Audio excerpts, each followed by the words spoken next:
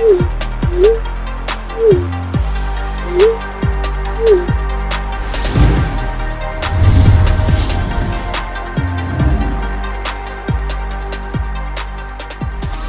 first and foremost, thanks for taking the time to speak with Movers and Shakers Unlimited. I'll start first by, just I had a chance to speak with, your cast, your ensemble, and in talking about, how collaborative you've been. It's been, they've just been like glowing about, how collaborative it's been. Can you talk a bit about, getting, putting this story together, before, even getting any cast involved and from what I understand, how personal it was for you. So, Yeah, it's but it's all my movies are very personal. I don't have a lot of imagination. My little gift is to link things that happen to me to what happens to everybody else and to make my own little very special story not so special and like a gift to all the people who are going to be gentle enough to watch my movies and to connect with my inner world. But usually my inner world connects with their inner worlds, because when there's this genuinity and when there is this truth, then truth talks to truth. of course. And one other element that I wanted to, touch base with you about is, it's not always something that you come across all the time when you have, someone who not only wrote the story, but is also directing it. And I know it brings its own challenges of carrying both of those hats. A lot of times there's a bit of freedom of only doing one or the other. So with that being said, can you talk a bit about, that maybe the advantages and maybe the challenges too of doing a story that came directly from you, that Yeah. put the words to paper and you're also directing it? Well, in France, we don't have, like you do here, we don't have screenwriters on a side and directors on another side. If you're a director and you don't know how to write, you might never direct a movie because there's not so many scripts around with no director. So it's not the same industry. So this is why I come from the writing.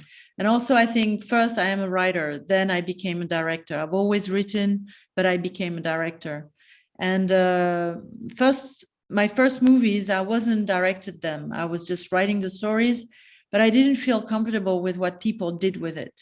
I was like, oh, Exactly. they missed that point, they missed this, they missed that. So I'm like, okay, I'm going to do it. It's like if you're an architect, you want to build your own house. You don't want to give it to another architect because it's supposed to be better or whatever. Because even if it's better, it's not going to be your way of doing things. Sure. And it's not that I'm a controlling person, but I like things to be done my own way, especially if I have to put in image what's in my brain. I'm the better person to do that than anybody else. And now I kind of enjoy directing, by the way.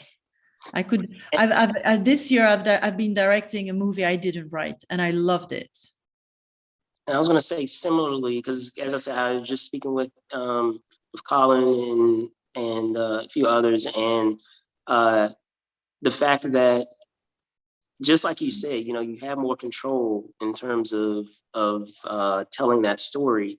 However, they were very candid about the fact that you were very collaborative with them about trying different things. So can you talk a bit about that, of finding that balance of still telling your story, but being opening it up to your actors to be collaborative with you and perhaps in Yeah. some cases improvise some things.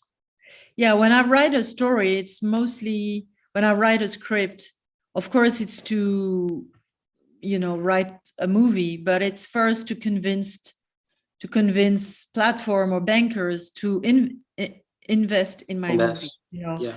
and then when I go to actors, I'm like, okay, you're the one who's gonna interpret, how do you say, interpretate the story. Interpret You're it. the one who's gonna, you're the one whose skin is gonna be on screen, and you're the mouth who's gonna say the words.